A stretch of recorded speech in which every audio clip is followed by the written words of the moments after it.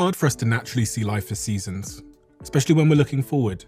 When we're looking back, it's very easy to say, that was that season. Like I can sit here now and say, that 20 to 25 was that sacrifice everything in my life to make myself something season. And then 25 to 30 was like building and learning. And then I now, can think of, it's easier actually now to think forward in seasons now that I've been through some seasons. But for someone that hasn't been through seasons in life, it's hard to think about life in those terms. I now think of my life in these 5-year seasons. And that helps me to say even have conversations with my partner where I go, this is the season I'm in.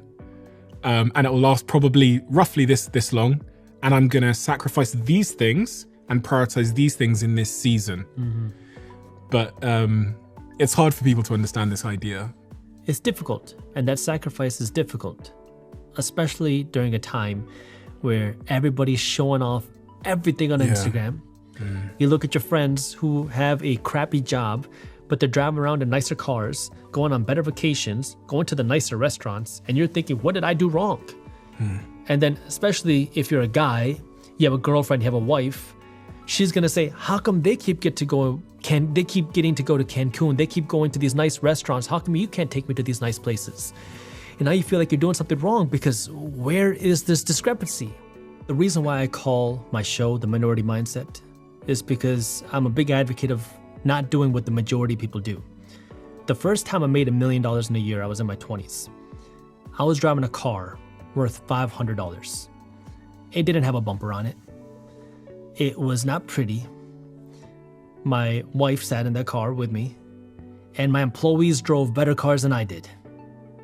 So, you got to be confident, and you got to work for something bigger.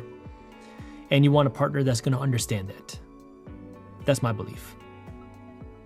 Which is not the easy thing. It's interesting because confidence is such a internal thing. And I just feel like I probably didn't have it then. Because I think I was scared for someone to know that I was broke. I was so scared for someone to know that I was broke that I just didn't entertain romantic relationships. And that is the reason why so many people will go into debt to buy vacations, to buy things, to buy stuff, to look rich. And ironically, that's the key thing that keeps so many people poor for the rest of their life, is because they're scared to look broke. And now when you try to look rich, that's the thing that's actually keeping you broke.